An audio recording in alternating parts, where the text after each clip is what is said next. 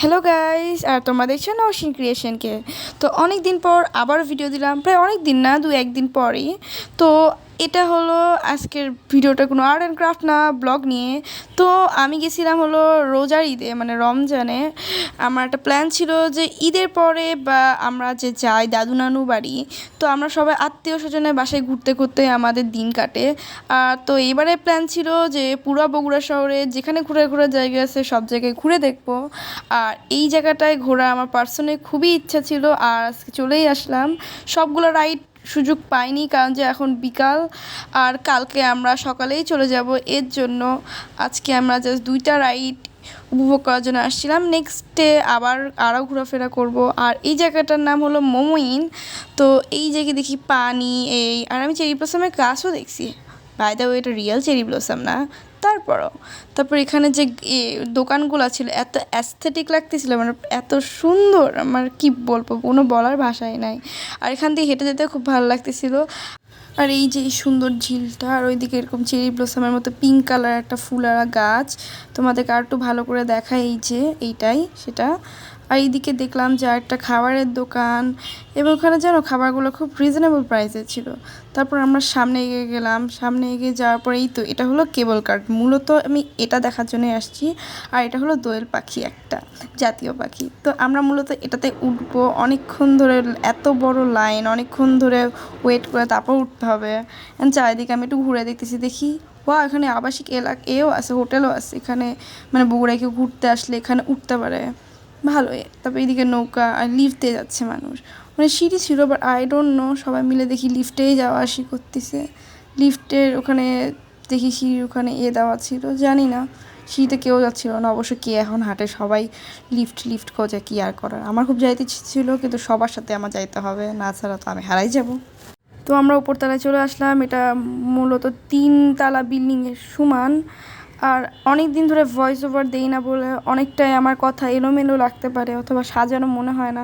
আসলে অনেক দিন ধরে ভয়েস ওভার না করাতে আর ভিডিও এডিট না করাতে আমার সবই মোটামুটি ভুলে গেছি। আবার নতুন করে শিখতে হবে বা প্র্যাকটিস করলে আই গেস হবে। আমি ভাবছিলাম যে এই লালটাতে মনে হয় আমরা উঠবো। এত বড় লাইন, এই লাইনের ঠেলায়, মানে কি বলবো, লাইন এত রোদ ছিল, এবং এই লাইনের জন্য একটুও ভালো লাগতেছিল না। আর এই যে এটা চাকা, এটা দিয়ে ঘুরে ঘুরে যায়। তবে এখানে কয়েকটা টিকটকারও দেখলাম, খুব একটা ভালো লাগলো না। তারপর ওইদিকে দেখি মাছ দেখা যাচ্ছে ওপর থেকে, আমি জানি না ক্যামেরাতে ভালো করে আসতেছে নাকি, বাট তারপরও। আর এত প্রচণ্ড ফাটানে রোদ, ওফ, বিকালবেলা হলো এত রোদ, মাথা ব্যথা করতেছিল। পরে লাল কেবল কারটা দেখে ভাবছিলাম যে এটাতেই মনে হয় আমি উঠবো, বাট আমাদেরটার ভাগ্যে লাল উঠে নাই, ইয়েলো কালার উঠছিল। বাট ইয়েলো খারাপ না, উঠাই যায়, বাট লালটা দেখতে ভীষণ সুন্দর।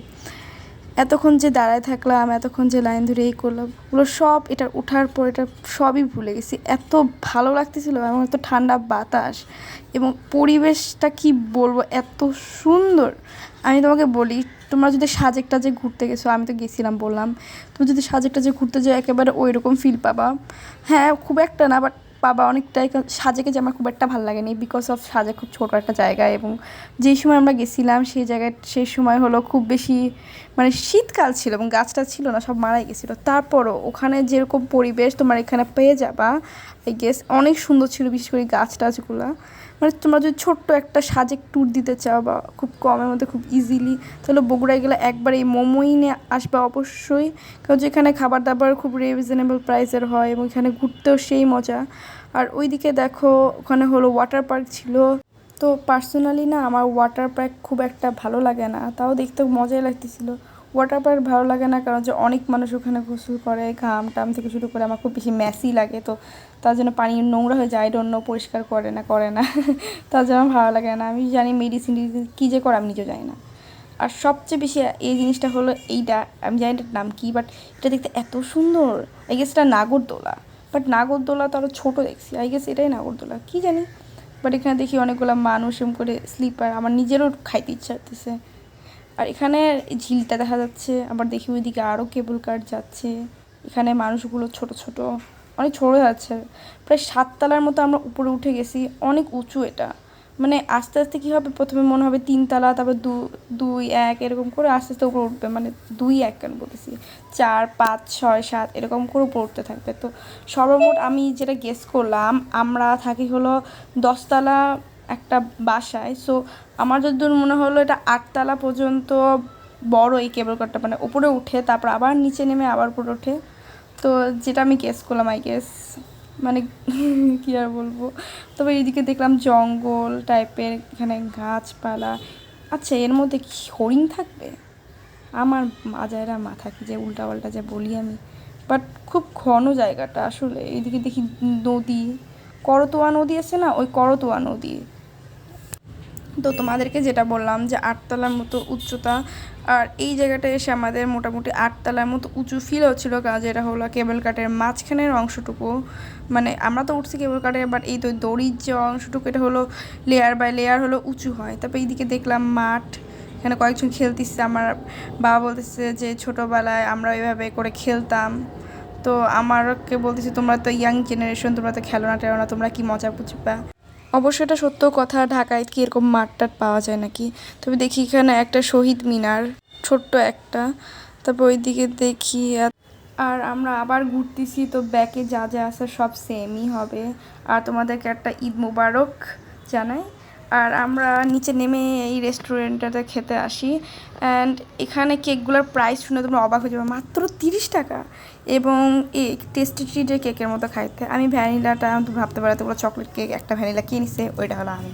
হ্যাঁ, আমার ভ্যানিলা কেক খাইতে ভালো লাগে, বাট চকলেটটা বেশি ভালো লাগে। বাট কয়েকদিন ধরে আমার ভ্যানিলা কেক খাওয়ার খুব বেশি ক্রেভিং হচ্ছে। পরে দেখি আমি পপকর্ন নিছি।